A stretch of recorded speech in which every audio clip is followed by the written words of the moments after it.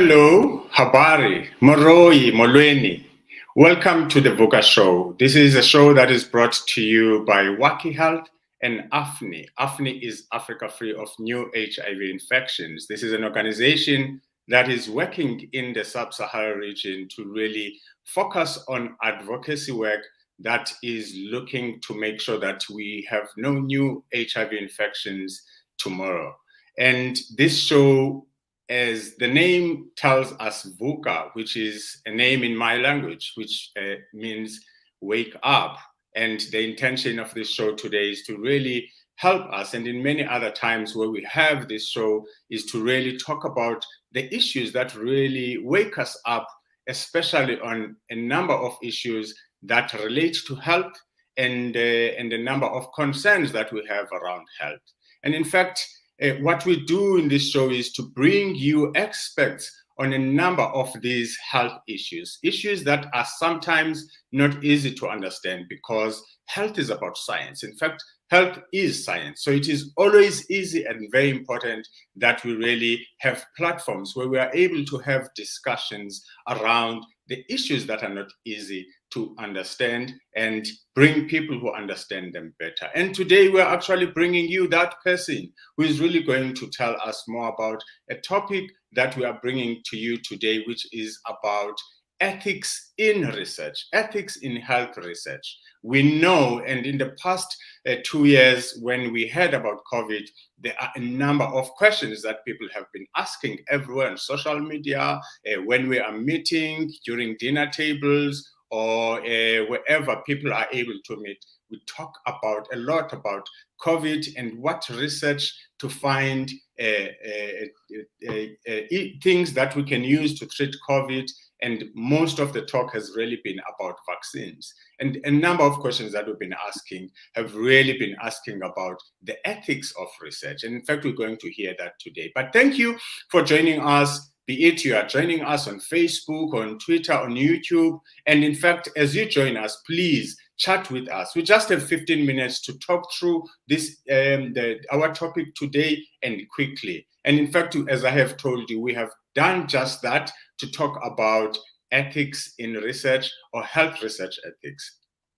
Now, research is important, as I have mentioned, because any product that you buy at a pharmacy, or the doctor gives you, or a nurse gives you, or in fact, any other technology that is used to do diagnostics and many other things that relate to health, all of those have been discovered through research. If there was no research, we would not be having any of those products. In fact, at the same time, it is very much important that research happens in a way that is ethical, and it has to happen within the principles and practices of ethics and human rights. And in fact, one of the things that we're going to be launching as part of this discussion, and in fact, in the next discussion that we're going to have, we'll be talking about a toolkit, a pocket toolkit guide that you can put in your pocket, so that when you talk about research and talk about ethics, you are able to make a reference. And in fact, it's going to help you look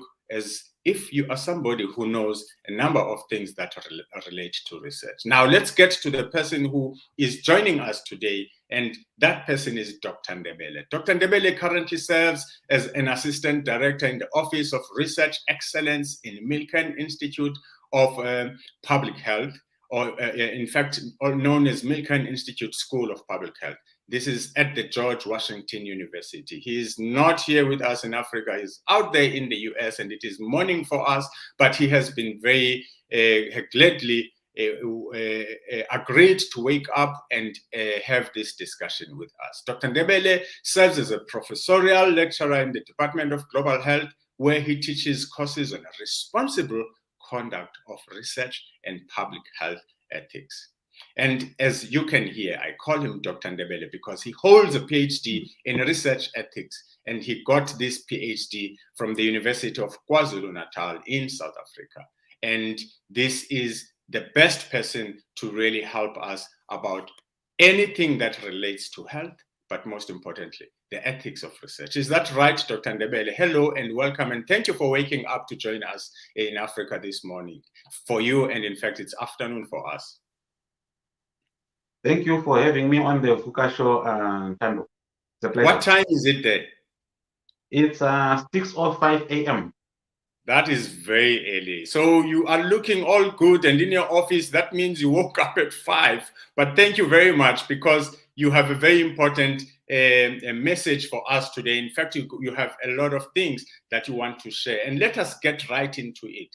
Please tell us, a community person, a community advocate, whoever, or a trial participant in a research study needs to understand research, but also, most importantly, needs to understand ethics. What are ethics in health research? And in fact, why should we understand them? So, Ntando, when we look at the history of medical research involving humans, there have unfortunately been some regrettable events where some human beings have been used inappropriately. For example, if we look at what was happening during the Second World War, there were lots of fellow human beings who were abused by researchers without obtaining their informed consent. And afterwards, we then had to have the Universal Declaration of Human Rights. And that very, very important document actually includes a clause that emphasizes that no one should be subjected to torture or bad acts, bad treatment or punishment.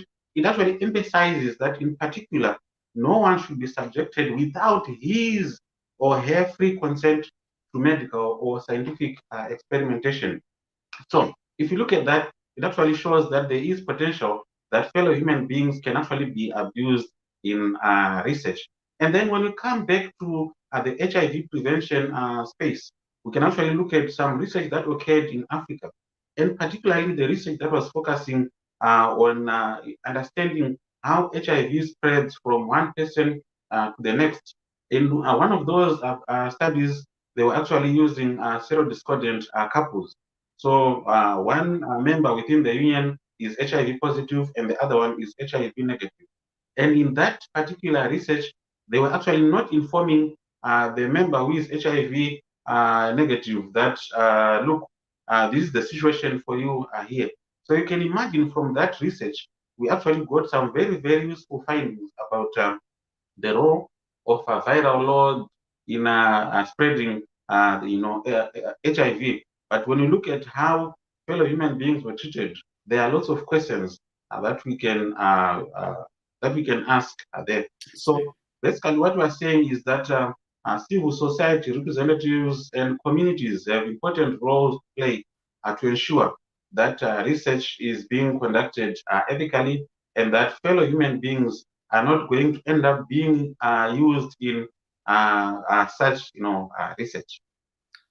That is important. So one of the things that you're really highlighting is the protection of humans, protect their rights. And in fact, you also gave us a term, which I think is one of the key terms when we talk about ethics, to really make sure that when research happens, it really protects everybody. And one term that you mentioned to us is an informed consent. Please quickly talk to us because about the informed consent and why it is important.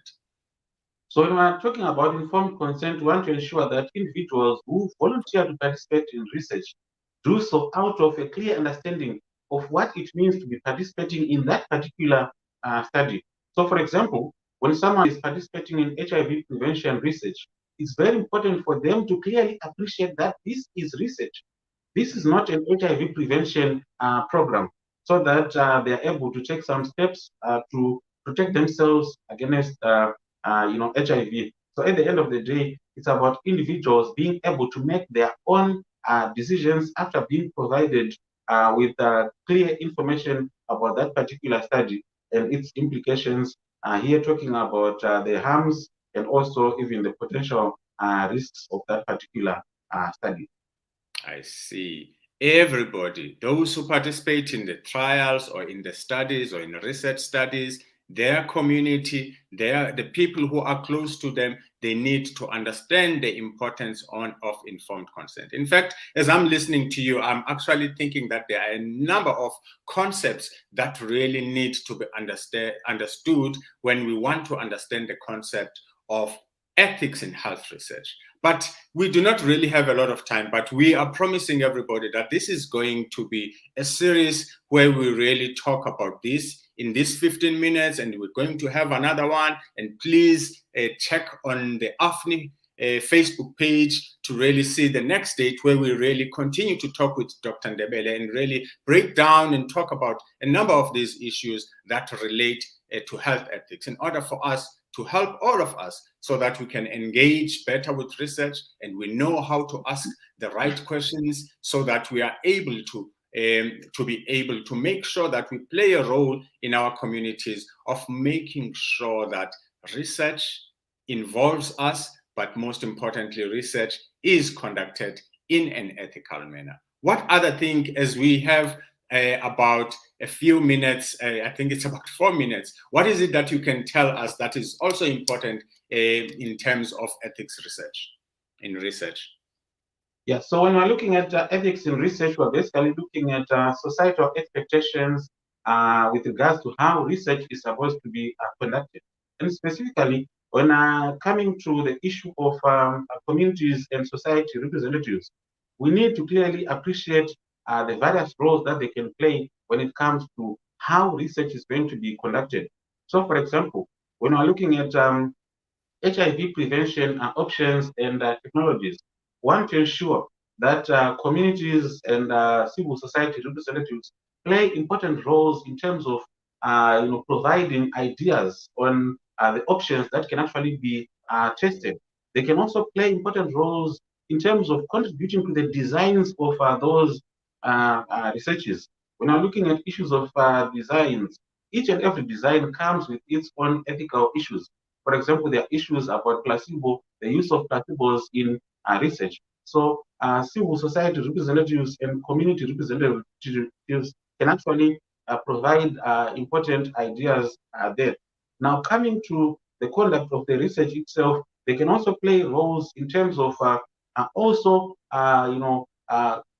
having an eye on how the research is actually being conducted. And at the end, of course, they want to ensure that as a community and as individuals, they have access to that particular product being tested through that particular trial. Wow.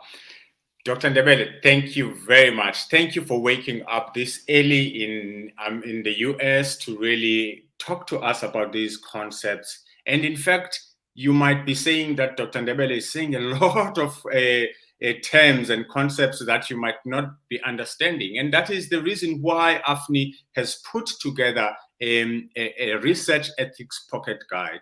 This is a pocket guide that you can use. It will be, we will post it everywhere. And in fact, we will be launching it very soon in order for you to really understand all of these important concepts and terms that are going to equip us as communities, as people who are not researchers, but people who have interest in research, because research has an important role to play in really making sure that we understand research. And in fact, when we get involved in research, be it your someone from your family or anyone that you know, your friend, your partner, whoever you know who participates in research, they need to understand the concept of ethics in research, the informed consent, and many other terms that Dr. Ndebele has told us about today. So we have really come to the end of this show. And next time we meet, it will be the 17th of February in 2022, where we will be taking this further. Dr. Ndebele, thank you very much. And thanks to all of you for joining us today on this concept. Until next time, bye-bye. Thank you.